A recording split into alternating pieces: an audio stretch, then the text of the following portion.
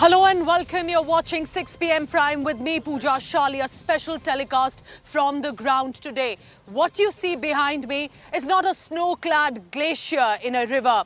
This is Delhi, and this behind me is a toxic foam in our water body. Underneath this toxic foam is the Yamuna River.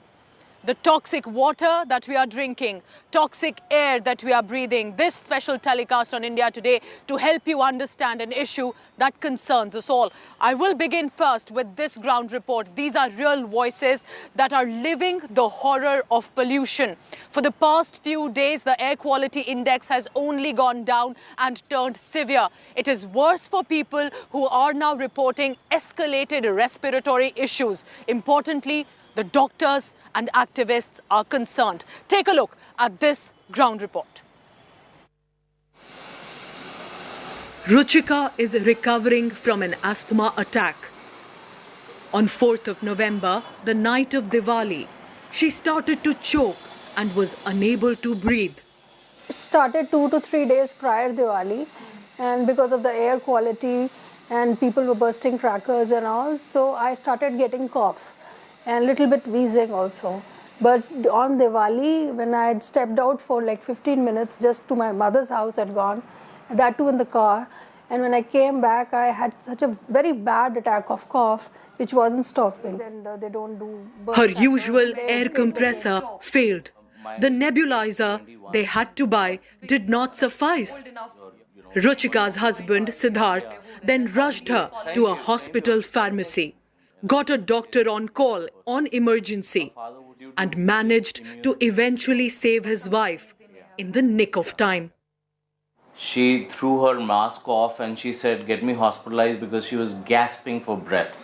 Mercifully, we managed to get a doctor's consult on the phone, and there was only one hospital which had medicines because all standalone pharmacies did not You rushed to a hospital also? Yes, we had to rush to a hospital to buy the medicines, but she had already said that take me to a hospital. This was the worst. This was the worst. We've had pollution. She's had asthma attacks earlier. We've managed that, but there's never been the situation that she said take me to the hospital right now. Doctors say they were receiving a higher number of complaints this year and long before the festival even arrived. Their patients range from children to adults complaining of pollution-related issues. We are certainly seeing a significant increase in pollution-related effects. And I, as an ear, nose and throat specialist, have seen an increased presentation of patients with things like nasal irritation, runny nose, sinusitis, sore throats, throat irritation, and then extending to burning eyes, itchy skin. So these are, and this sudden increase in the last few days can only be because of the increase in the pollution levels in our air. Activists have a word of caution. They say that firecrackers are just a soft target, whereas politicians are ignoring bigger causes and are deflecting due to their respective vote bank. Industry is another big polluter. You can see chimneys blowing there. And then everything, all the multi-storied, everything is AC built. Idea is not to shift the problem, idea is to solve the problem. And for that, we need very strict measures, not these seasonal ban crackers and this is not going to happen. So what are the reasons behind this mess? Pollution from the industries, stubble burning by farmers in neighboring states, the changes in wind movement and also in the farming nature and new crops that are being sowed but on a different timeline. Dust pollution from construction activities, specifically unabated deforestation and poor infrastructure planning in a city where the population has increased manifold in the past few years. And contributing to these big factors is the air pollution from vehicles and the seasonal and occasional firecrackers. Just about 10 years ago, Delhi residents would await and welcome a beautiful winter season and its winter fog. But today, there is a white, thick smog in the air that we are breathing. There is this white froth in the water bodies that have now got completely polluted. Are we losing out on a political will that would have backed on scientific data and taken into confidence citizen initiatives? Or have we lost the Delhi Dilwalon ki once and forever? Has our environment here in the capital city of the country changed forever? With Kripal Singh, Pooja Shali for India Today. So that was that shocking story and report about real voices, not just statistics, to help you understand the level of alarm that we are at. Now, importantly, what about people, athletes who have to venture out, whether it is for work, whether it is for training? This report by my colleague Milan Sharma tracked athletes. How do they train if they are not even allowed to go out? They are now restricted indoors. Take a look now how athletes are also suffering due to the rising pollution. 17-year-old Abhyuday Chawla dreams of representing India at the international level someday. A district swimming champion from Shivnadar School, Gurugram, his training has taken a hit. COVID-19 affected his plans to perform his best at the state-level swimming championships held last year. This year, hopes of training better are even slimmer. Because of soaring pollution levels post-Diwali, he remains indoors in his home in South Delhi, waiting for the air quality to improve. I kept feeling sick, I kept feeling nauseous. My throat's been itching all morning. I almost fainted, almost puked. And it's a horrible, horrible time for those who like outdoor exercise. Excuse me. For those who want to be in the outdoors. His mother blames the burning of firecrackers on Diwali coupled with bad weather conditions for her son's struggles. Where are they coming from? If they are banned and it's illegal to, buy them, to sell them, people are buying them from somewhere, right? So how come there hasn't been a crackdown on that? COVID cases are at a decline in the country as well as in the national capital. This was the time that athletes, swimmers, those who are part of contact sports, athletic tournaments were supposed to be out and about practicing. But because of the pollution levels that have risen up suddenly post-Diwali, they're once again cooped up in their house and are struggling to practice for competitive tournaments and sports.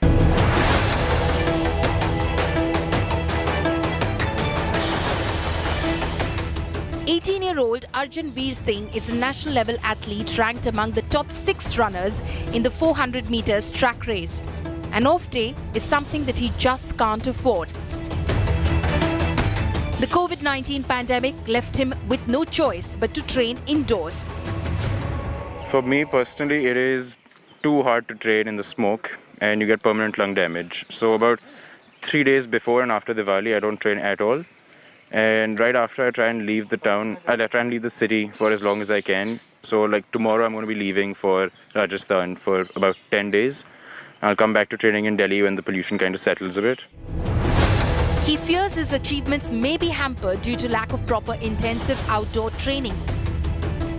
Medical experts agree with these athletes. All this polluted air is going to cause havoc inside. Particulate matter less than 2.5 microns, the toxic gases, they have a direct entry into the air sacs and from the air sacs into the bloodstream, which starts circulating and can cause huge damage to the athletes who are actually exercising outdoors during this season. It's turning out to be the same story every year. Although pollution levels seem less than last year and previous years in recording, but hazardous levels of air pollution beyond 900. It is very impactful for athletes to train in this kind of hazardous level. Medical experts say that it can severely impact their performance in the long run. Some have the option to opt out and move to other places, while most don't and have to live, breathe and exercise in air pollution within the national capital. With video journalist Himanshu Sharma, this is Milan Sharma reporting from New Delhi in India today. So if the COVID pandemic was not enough, if dengue was not enough, if air pollution was not enough, now there is an added whammy for the Delhi residents and the NCR region as well of Noida, Gurugram, and that is water pollution. I have come here to help you understand what precisely is the reason. Remember, around me, there's a terrible stench, there are mosquitoes, there is filth, but there is a polluted river. And otherwise, just a few decades ago, a beautiful Yamuna river, which is also holy and pious for so many people, is today filled with a toxic foam. Much of it coming from the industries and factories. It will get treated, of course, before it reaches to the households for drinking and other purposes. But how much of one can really treat such a river? I've come on the ground to help you understand how the water pollution level is rising just about a few meters away from me. This is now the foam in our water bodies. Remember, there is another festival now coming up, the Chhath Puja. What do the devotees do? They must and have to come to the rivers to offer prayers. They will also have to take a bath in the Yamuna river. This is what they will be bathing in the next few days. Take a look at this ground report on water pollution in Delhi.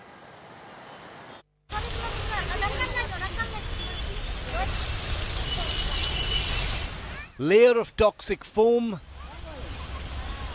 thick poisonous froth. Doomsday scenes due to a rise in ammonia levels in River Yamuna.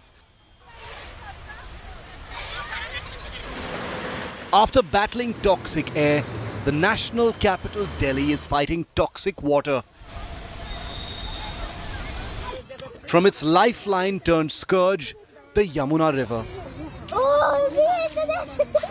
Filth swamped faith in the national capital, as hundreds of devotees marking Chhath were forced to take a holy dip in these toxic waters. Braving the white foam, muck and stink, they actually chose to do this. Owing to the hazardous conditions, the Delhi Disaster Management Body had restricted devotees from celebrating Chhath Puja on the banks of the Yamuna. But every year, during Chhath Puja, images of devotees standing in waist-deep toxic foam in the river grab the spotlight. But nothing changes for the river itself. People, not just from nearby areas, but from further away, have come here to this polluted Okhla barrage of the Yamuna because they say that the ritual, the niyam, is something that they must follow.